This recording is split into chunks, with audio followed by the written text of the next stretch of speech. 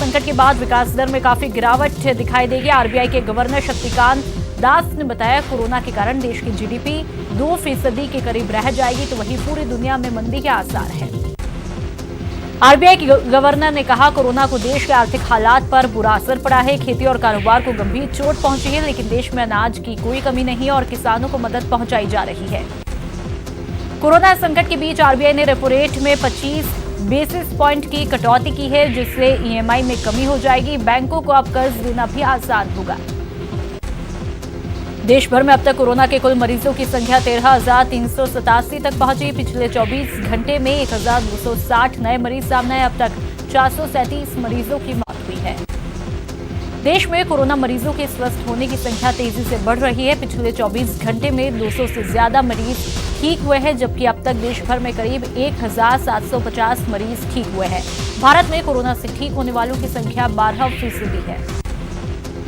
15 अप्रैल तक देश में 2,58,000 लोगों का टेस्ट हो चुका है। देश में प्रति 10 लाख लोगों में सिर्फ 203 लोगों के टेस्ट किए गए, तो वहीं 10 लाख लोगों में से 8 लोग कोरोना पॉजिटिव निकले हैं।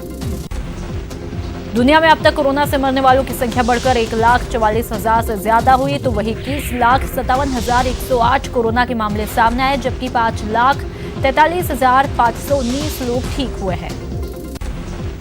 अमेरिका में कोरोना वायरस के कारण 24 घंटों में 4,591 लोगों की मौत हुई। मरने वालों की कुल संख्या 32,000 पार कर चुकी है। यहां पर 6,40,000 कोरोना के मरीज हैं, तो वहीं अमेरिका में मार्च से अब तक करीब 2 करोड़ 10 लाख लोग बेरोजगार हुए हैं।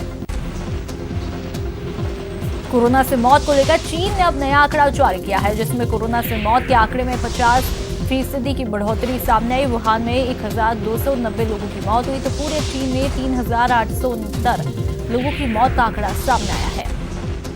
2 दिन के राहत के बाद देश की राजधानी दिल्ली में संक्रमण का आंकड़ा फिर बढ़ा है। दिल्ली में संक्रमण के कुल 1,640 मामले सामने आए हैं। यहां पर 38 लोगों की मौत हुई है। दिल्ली में हॉटस्पॉट इलाकों की संख्या बढ़कर 60 हुई। एमपी में कोरोना से अब तक 65 लोगों की मौत हुई है, जबकि पॉजिटिव मरीजों की संख्या 1,260 पहुंची। एक दिन में कोरोना के 361 मरीज सामने आए। एमपी का इंदौर कोरोना का नया सेंटर बना। पिछले 24 घंटे में इंदौर में 244 नए पॉजिटिव मिले हैं। इंदौर में अब पॉजिटिव मरीजों की संख्या बढ़कर 842 हुई। वहीं इंदौर में कोरोना से मौत का आंकड़ा बढ़कर 47 हुआ है।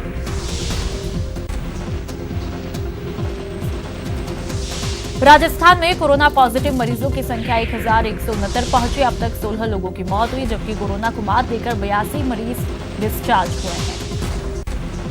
प्रदेश के 25 जिले कोरोना की जद में है। सबसे ज्यादा जयपुर में 491 नए मामले सामने आए, जबकि जोधपुर में 188 पॉजिटिव मरीज सामने आ चुके हैं, तो वहीं कोटा में 90, टोंक में 70 पॉजिटिव मरीज मिले हैं।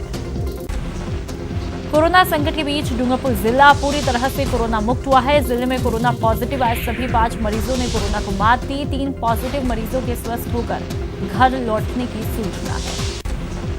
जोधपुर में एक कोरोना पॉजिटिव मरीज की मौत हुई। खेतानाड़ी निवासी 54 साल के शख्स की अस्पताल में इलाज के दौरान मौत हुई।